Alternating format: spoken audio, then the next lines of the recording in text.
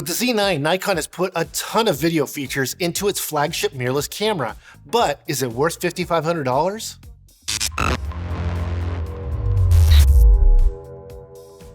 Hey, Chris here from Videomaker, and in this review of the Nikon Z9, you're going to learn about all of the video features and functions of this camera. We're going to start off with the pros and cons, what we liked, what we didn't like.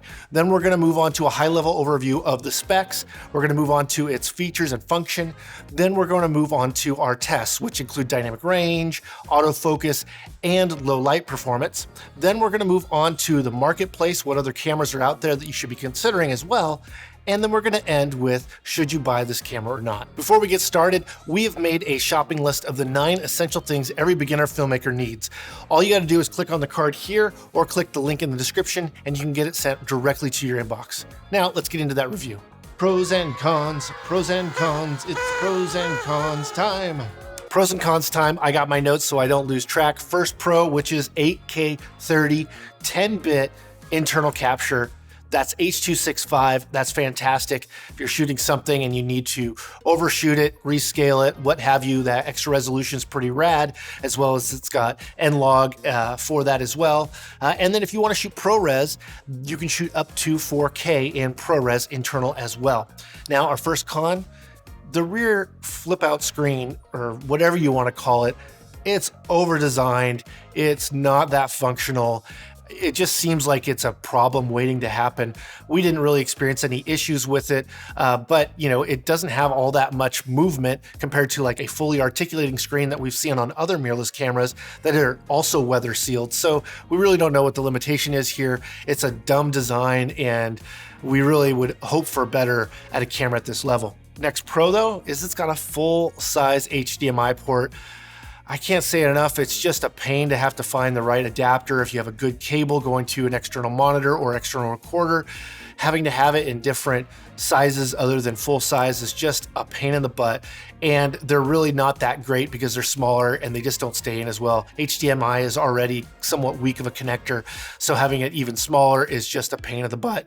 So good on you, Nikon, for making a full-size HDMI port. The next con is really a con until, well, this teased firmware comes out from Nikon.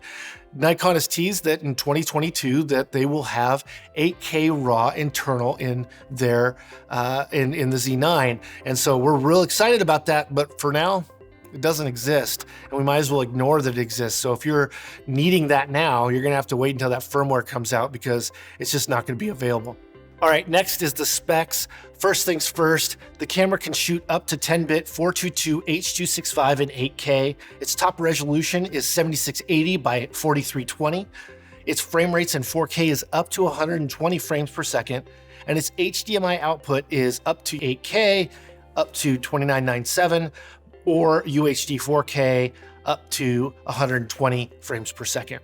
Next thing is button location. There's buttons everywhere. This camera has lots of function buttons all over, so it has no shortness of assignable buttons. They're everywhere you need them to be, no matter if you're shooting vertically or horizontally. There's gonna be buttons and triggers and everything you need right there at your fingertips. So we griped before about the rear monitor, and yeah, the mechanism is pretty dumb. However, it is a nice monitor.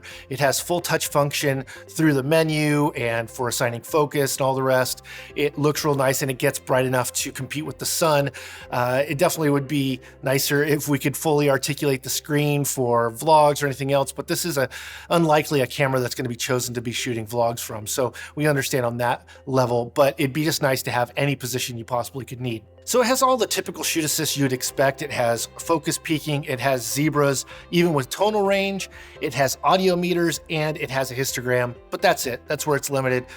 But those are enough to get you by. When testing in autofocus, we tried a lot of different settings and we were just completely lost at how to get the right setting for shooting video.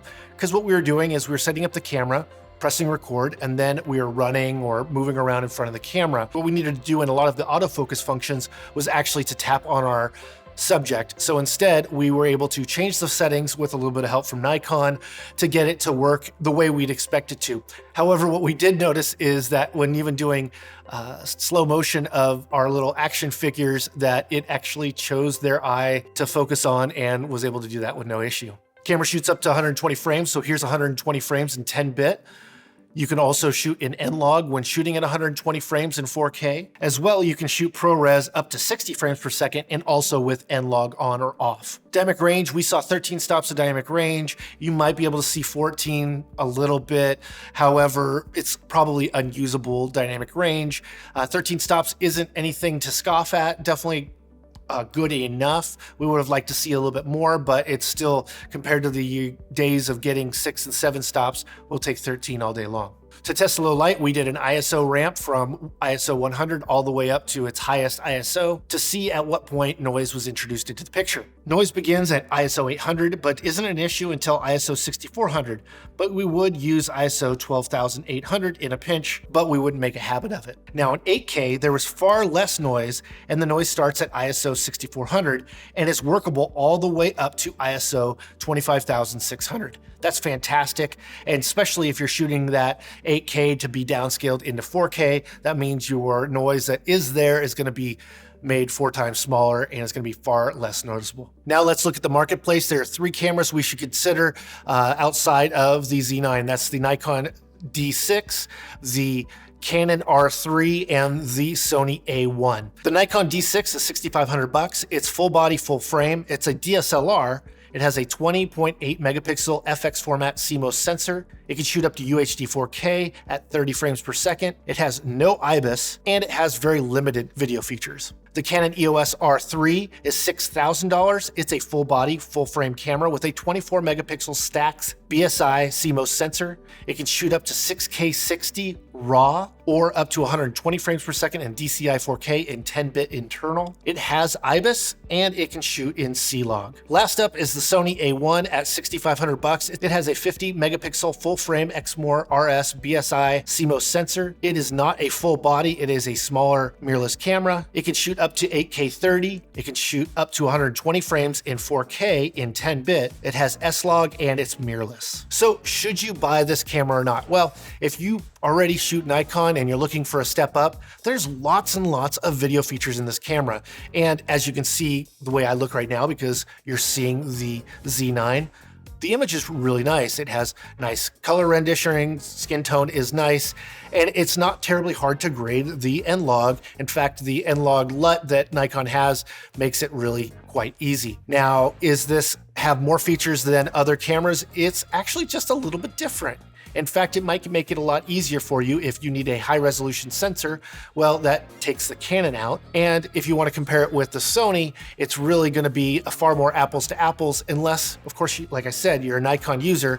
It's unlikely you're going to jump ship for another manufacturer when you're ready for the flagship camera. We really liked it. Definitely a really great camera to use, but it had its downsides. Its autofocus wasn't quite perfect, and we just can't wait for that new firmware update so we can actually see what the 8K RAW looks like coming from a Nikon camera. Remember, if you wanted to get our shopping list of the 9 essential things every beginner filmmaker needs, well, click the link in the card or the link in the description.